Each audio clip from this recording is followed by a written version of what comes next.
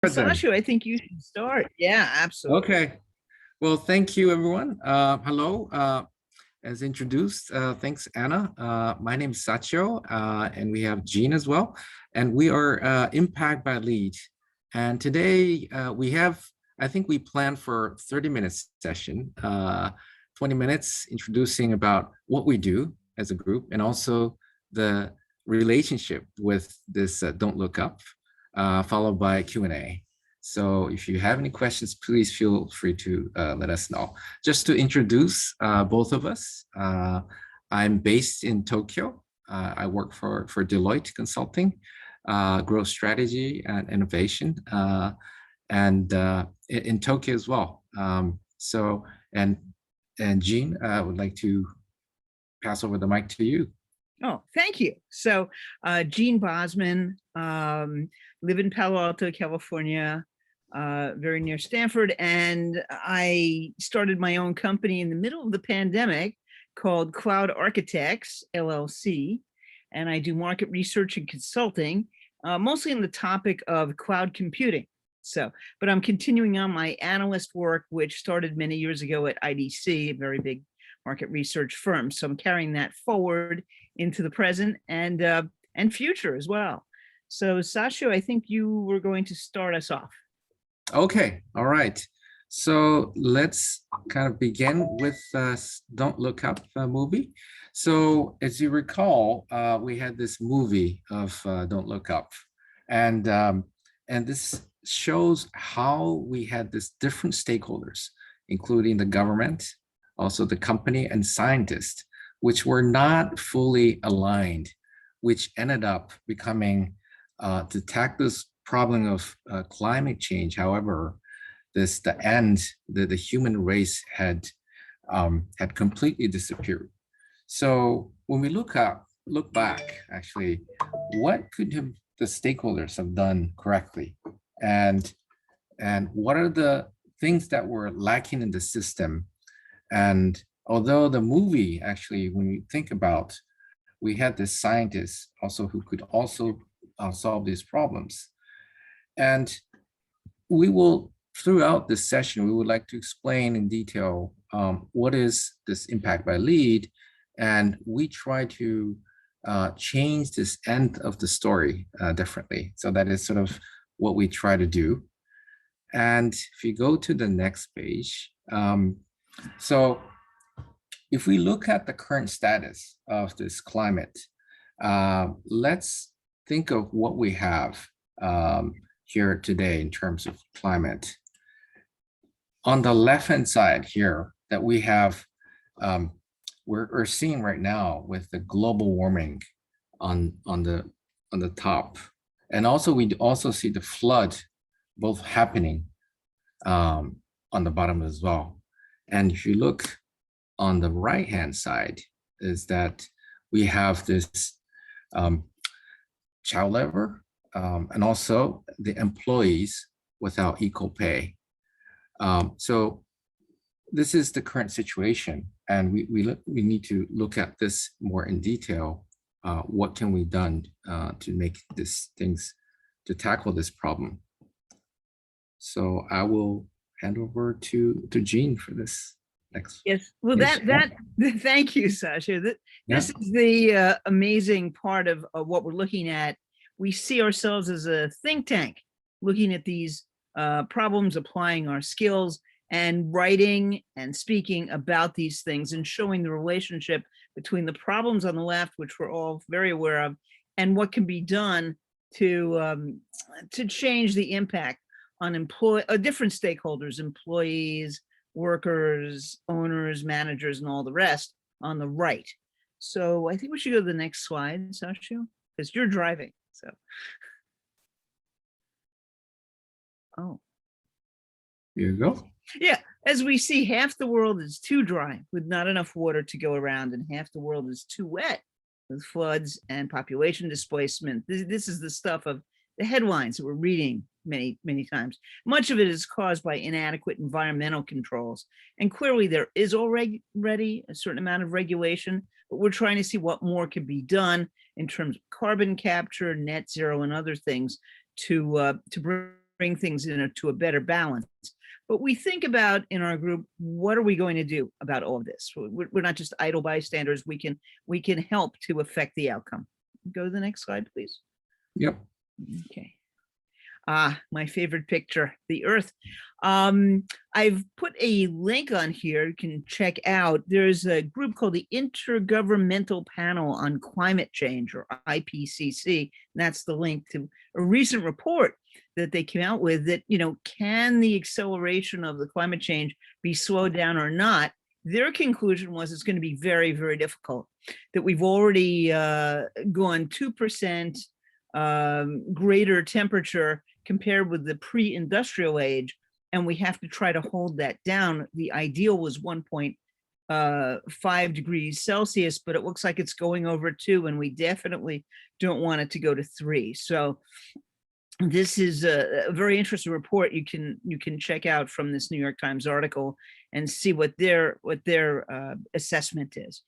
Okay, next slide, please. Sachio, I'll defer to you on much of this, but I think where I came into the group was when I was introduced to this book called Impact that was written by Sir Ronald Cohen, and actually we were lucky enough to have him as a speaker in one of our events. And he has brought all these things together. What's going on? What is the impact of what we're doing as businesses and as economies? What is the impact on people and the planet? And can we adjust this risk, return, impact equation, if you will? Sachio, I'd like you to comment a bit more on this one in the next couple. Yes, we'd like to add what this book is actually really given insight is that previously we have been looking at companies' risk return, but definitely with what is happening right now, we have this impact as a measurement that we need to look at. And Sir Ronald Cohen has given us this book, which really gives a great insight. And this is actually what we're trying to do. And as our Impact by LEAD, this book has given us great insights. What is the value that is created and shared? And what is the amplification factor that drives this value sharing? So which relates to what we're doing in Stanford, like value creation and value sharing. Right. And Sachio, could you just explain to folks, because they haven't Yes. heard this term, what is the value amplification? What does that mean? Yes. So when we look at the value amplification, for example, let's think of the dividend. We have the total dividend. Let's say we have each shareholders giving a dividend of 1. And for example, make it simple. If we have 3 shareholders and that add up to 3, but what does that make that sum more than 3? So the amplification factor is sort of like the multiplier effect that makes the sum of dividend more than 3. Mm-hmm. I hope that clarifies. Yes. Mm-hmm. So it does. We assess from what each companies are trying to do, what are the factors? So we look at that from different angle, and that's why we also are forming each subgroups. Right. And we have quite a few. We're going to go into, yes, quite a few that we list here on this slide. We've broken this whole thing into sort of 8, if you want to say, areas of focus. And when people join the group, they have an affinity for one of these groups. Could you explain that one, Sachio? Yes. So here, if you look at the bottom, we have 8 groups. We're keeping evolving here, that we have technology, agriculture, energy, transport and industry, smart city, circular economy, and integrated story. And this is a subgroup that we're doing. And as the reason why is that if you think of sustainability at the first step, it is such a big topic that it makes it hard for everyone to think where to start. And actually starting to tackle each subgroup. For example, I'm joining all the subgroup, but anyone can join in multiple subgroups and look at what are the factors. And we also invite some speakers to see what are the amplification of value sharing for each story as well. So right. And that's what we're hearing. We've had people from industry, as you'll see, but we've also had some Stanford faculty speaking and presenting to us as well. Exactly. Thanks for that point. We had a November, I think we had this great session also inviting Stanford faculty, Professor Malhotra, of course, Sir Ronald Cohen as well, looking from the sustainability perspective. Professor Malhotra introduced about the stakeholder capitalism, where to look at. So it really gives a good mix of the industrial experts from different industry, and also from the Stanford faculty, how we can apply what we're learning at Stanford LEAD. Right, and we also have a recording of some of these sessions as well. And if you send us a note, I guess on Workplace Chat, we can direct you to those links to some of the sessions that we've recorded. Exactly.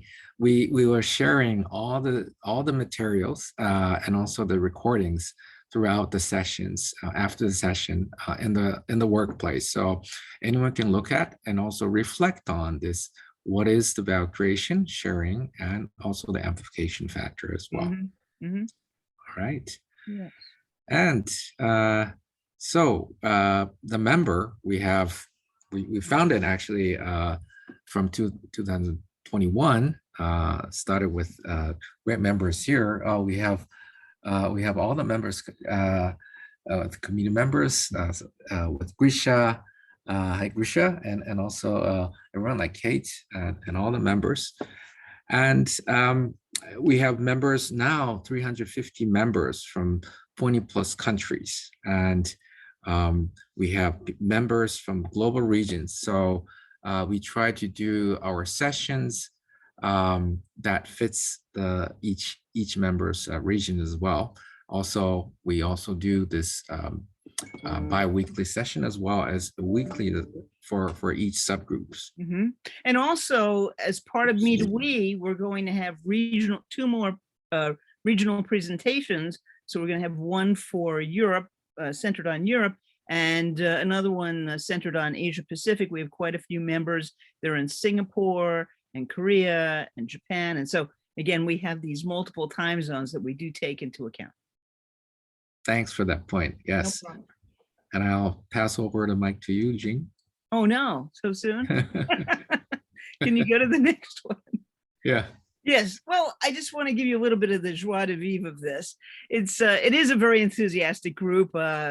Grisha Sferin is not on this particular call. He will be on one of the later calls.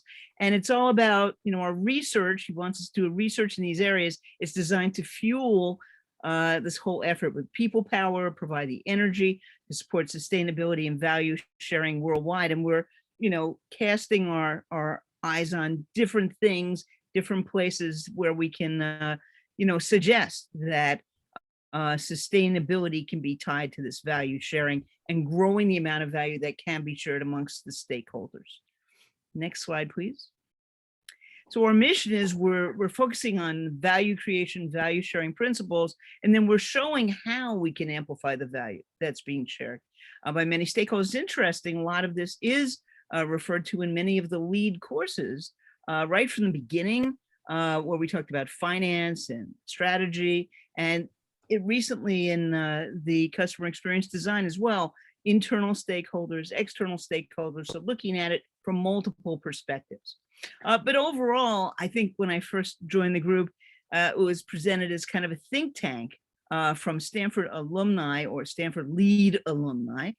So we're a think tank first for value sharing. We're studying the economics, applying what we've learned in terms of economics to this matter of sharing value. I can highly recommend that book.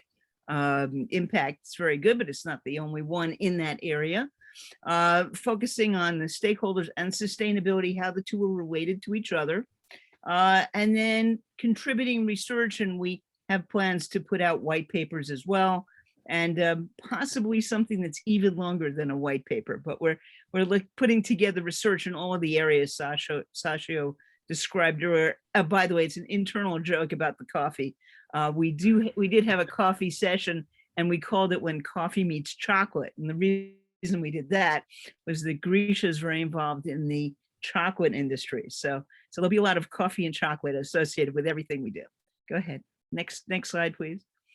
Oh, there it is again. Coffee meets chocolate. That's what fuels us, as well as a lot of topics. Particularly, Julian Maynard has looked very closely at carbon capture, and he invited speakers that could speak to carbon capture, net zero efforts, as well as, alternative forms of transport. He had a fascinating session on a company called Ox, which again, we've recorded that.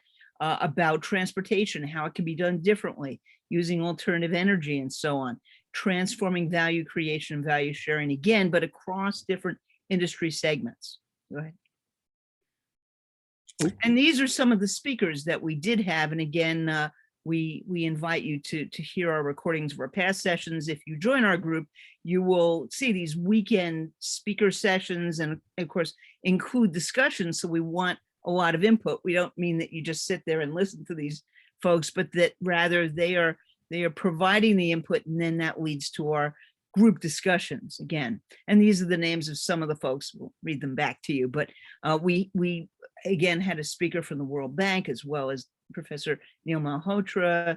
There was a recent presentation on Einride, which is yet another transportation example. So we've tried to broaden our view across multiple industry segments. Go ahead. I think this is pretty much back to you, Sachio, but there were going to be some examples. Yeah. Yes. One of the examples that we did early this year, inviting Val Crujencio from Angara. This is one of the company which is AI-powered clean technology as a service as well, where they can be able to reduce the risk of the heat exchangers for efficient at all time. It is also a great example inviting from the perspective of energy. And this is a little bit wordy, but we try to look at after or before the session, what is the value that is created, and what are the value that is shared, and looking back, what are the amplification factor of each business model. And this we try to accumulate for each example to create a white paper. Right. And also throughout the Q&A, we try to figure out what are the factors that for these factors throughout the session. Right. And I think what you're pointing up here, Sachio, is that there's an inherent analysis in everything we do. It isn't just sitting there and listening to great speakers, although that's happening, but subsequent to that, trying to pull apart, what's going on, what are the dynamics, how could they be improved? And that leads into the research factor. Thank you, Jean. Definitely. Okay. Yeah. So this is another example, as Jean mentioned. We had a great session with on a coffee. This is Phil's Coffee, and thanks Alina for introducing her. And yes. We've had a great session with Grisha, with a battle between coffee and chocolate, and which did have a lot of similarity as well as some differences in the supply chain. It was really interesting. They had different supply chains, but again, one can mix the two and have a fabulous beverage. So just kidding. But that was another great session that, again, you can listen to. And she had a lot of great insights because she has worldwide responsibility. Andy Mersch does. I think she's based here in the Bay Area, right? And how it all came together in that, medium-sized company to consider the value and how it's being shared with all the people, from the growers to the consumers, everything in between, how that value is being amplified and shared. Yep. Thank you. Is there another one? And this is actually a recent initiative, and I think we have Grisha on a call as well. This is, as you know, what is happening in Ukraine, and we are, as Impact by LEAD, we're supporting a fundraiser to benefit this International Committee of Red Cross. Mhm. And I think this is one of the great example that we can tackle using our amplification of value sharing to corporates and extending the value.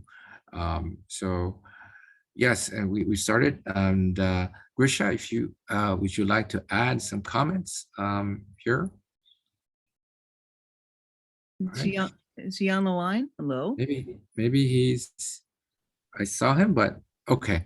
If he's not, he will be in the Asia session. And I think we will post yeah, all of this to Workplace, and yeah, when the other sessions will be happening. Exactly.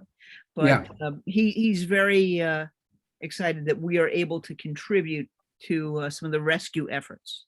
I see Grisha as well, but I think it's mute. I can't hear Can you hear me?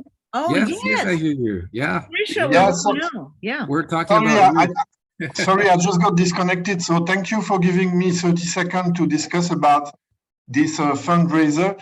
I believe, and I refer to a very important message of Paul Polman, who is another one of our guru in Impact by Lead. Is the promoter of the net positive strategy for companies. So together with Ronald Cohen, as I said in the chat, both of them, they are really the big leaders of this transformation from shareholder capitalism to stakeholder capitalism.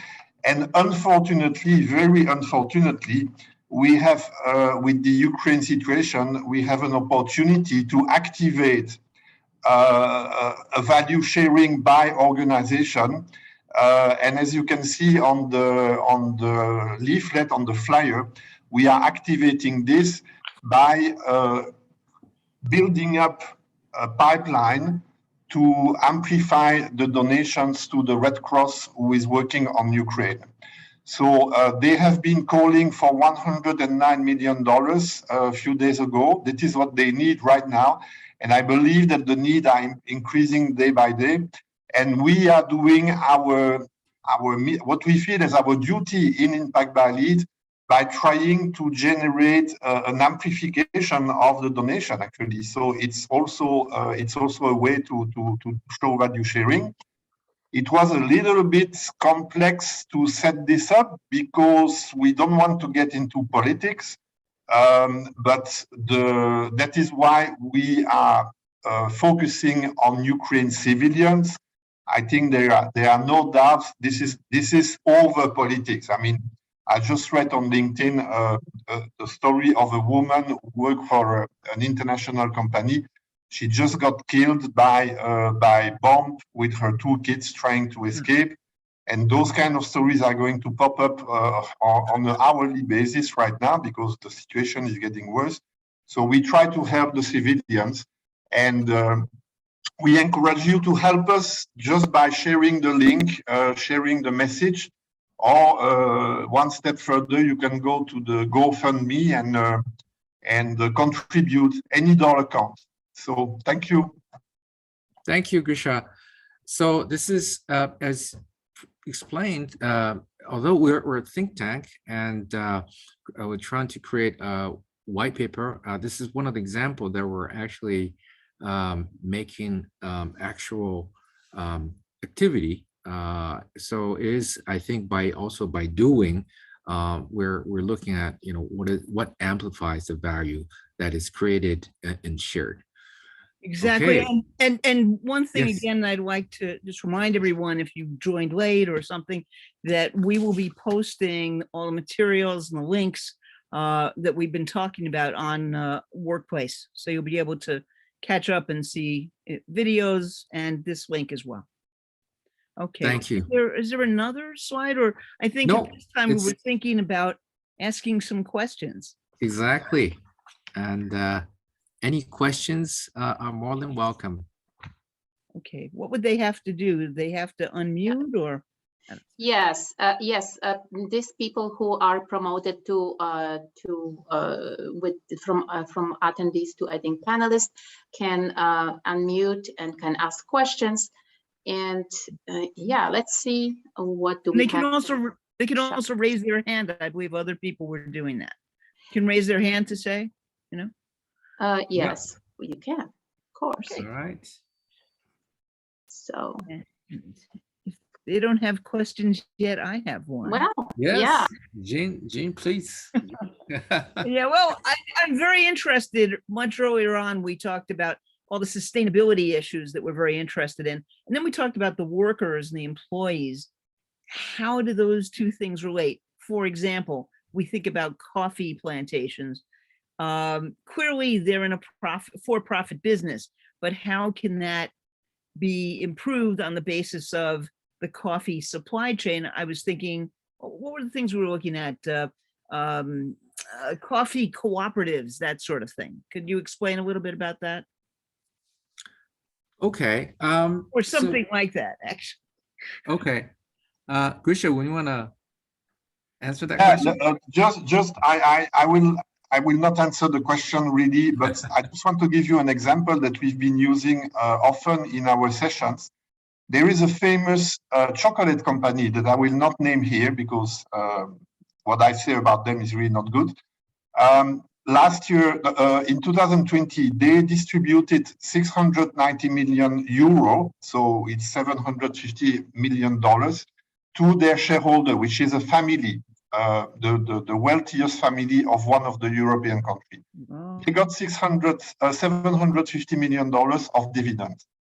And if you study, and it has been studied by independent auditors, if you study their sourcing of cacao beans, the cacao beans they need to create the value that end up in a dividend of $750 million, they are buying cacao to a community of 90,000 farmers. Okay, so 90,000 families, mostly in Ivory Coast and Ghana. Those families are all living under poverty standards.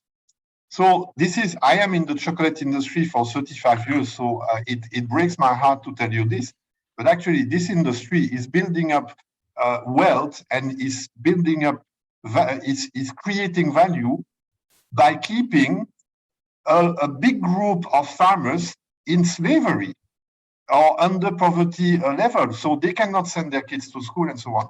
We have calculated that if 400 million out of those dividends were diverted to create a living income for those 90,000 families, then problem would be solved, at least for a year, and the richest family of this country in Europe would still have, if my head is correct, close to $300 million of dividends, which is more than enough for a single family if you consider that you just brought 90,000 families out of poverty level. Yeah. And in the interesting thing these are the kind of thing we discuss at Impact by LEAD.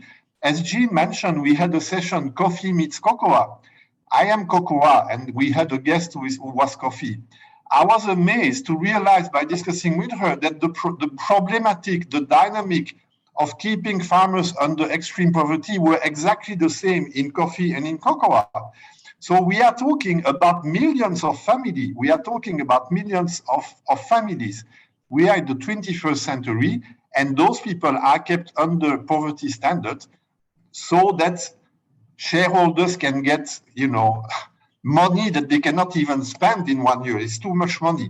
So this is exactly the demonstration of the transition from shareholder capitalism to stakeholder capitalism. Right. And also, Grisha, things can change. And in the coffee industry, there has been some movement to share a bit more, not enough, but a bit more of the wealth with these coffee cooperatives and the farmers. And I think what we've talked about is how could that model be extended to yet other industries. So again, these are the kinds of things that we would like to talk about with you, and we welcome your participation. We're very open to people attending our future events. And again, we'll post information about them on Workplace as well.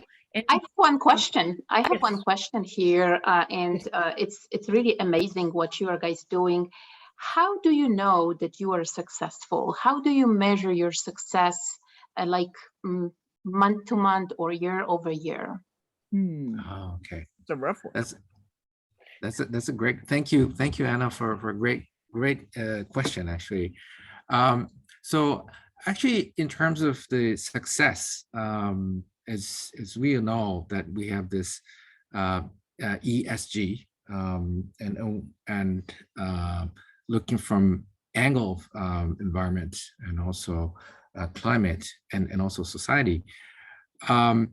And this is something that we have, and by also looking at the each also, I guess, the impact as mentioned by Sir Cohen, and we set, I think what we need to do is that we set each criteria, what the success are. So based on that perspective, what we need to do is we need some measures to look at what the success happened before and after by doing some initiatives. So I think that is the success of each strategy. Yeah, I'd like to add to that, Sachio and Anna as well.